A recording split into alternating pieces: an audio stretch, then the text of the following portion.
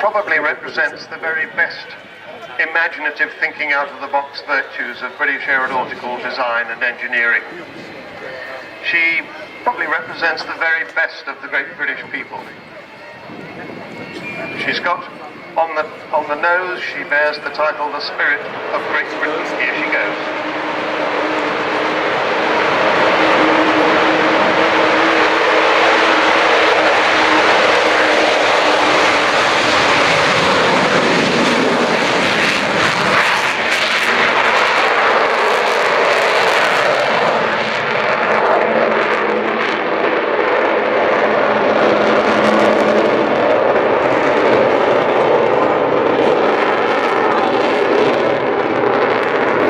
About 300 knots, 345 miles an hour. Top speed was 640 miles an hour, not quite the speed of sound, about Mach 0.97.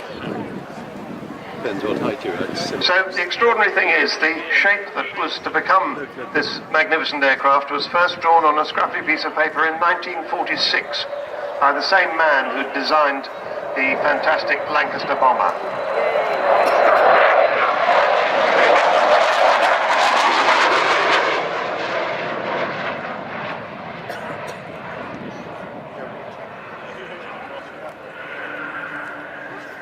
And the really extraordinary thing is when you picture the Lancaster bomber. So the RAF got its first Vulcan in 1956, and with its contemporary bombers, the Valiant and the Victor, it had been designed to carry the British nuclear deterrent during the Cold War. And indeed, this year, 2014, it's 25 years since the fall of the Berlin Wall and the collapse of European communist regimes, which did eventually end the Cold War. Now, as Martin Withers brings XH558, that's our number, XH558, back towards us, he's going to turn, you can see the power coming on those engines, and he's going to do a spiral climb.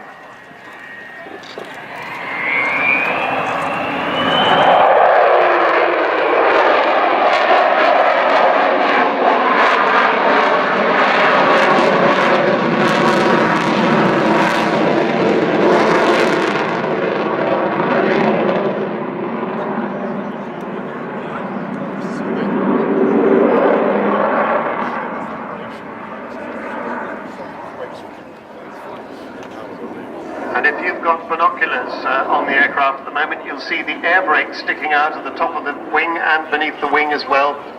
And the undercarriage is coming down. 18 wheels of the undercarriage. He isn't going to land just yet, though. He'll descend as if he were going to land and then come past. Also AD Holdings, Airbus, BAE Systems, Beagle Technology, Cranfield Aerospace, Goodrich, Kearsley Airways, Meggitt, Messier Doughty, Rolls-Royce and Serco. But most of the money has come from you. And thank you so much for showing how much you really love this aeroplane. I was saying earlier, we've just had some very good news this week from the Farnborough Air Show, where they polled 16 and a bit thousand Facebook followers as to what was their favourite aeroplane at the Farnborough Air Show. Second was the Red Arrows, first was this XH558.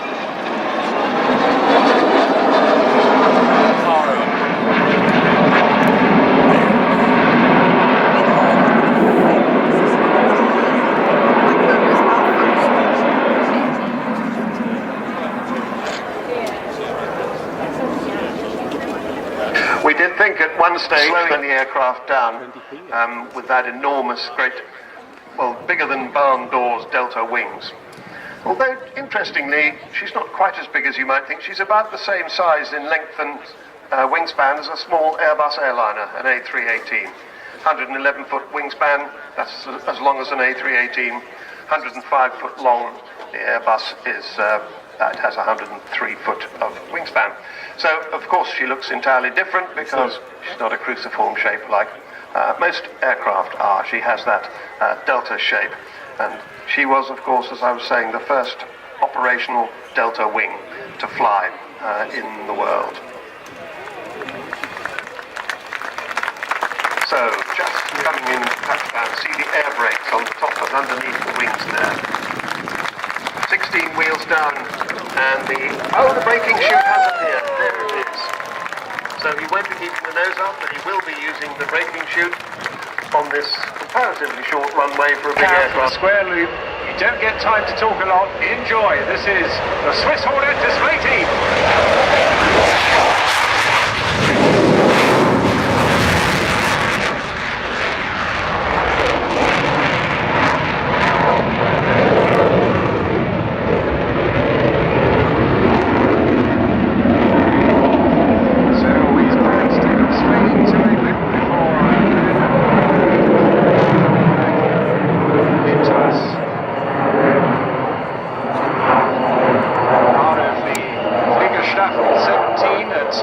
Switzerland.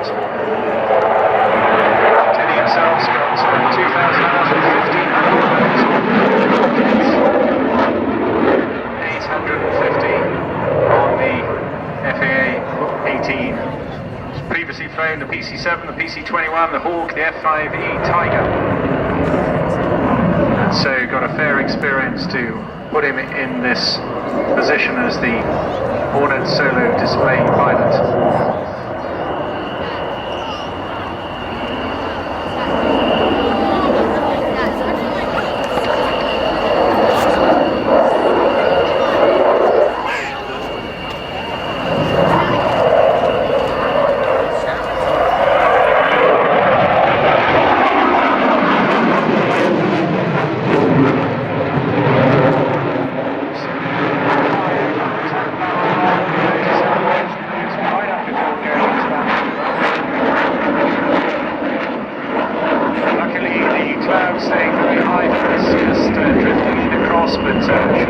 Constrict his ability to demonstrate paths. First of all, half a square loop, and then later on we'll see the full square loop. So there you go, just see how he bends that at the top end, almost through 90 degrees.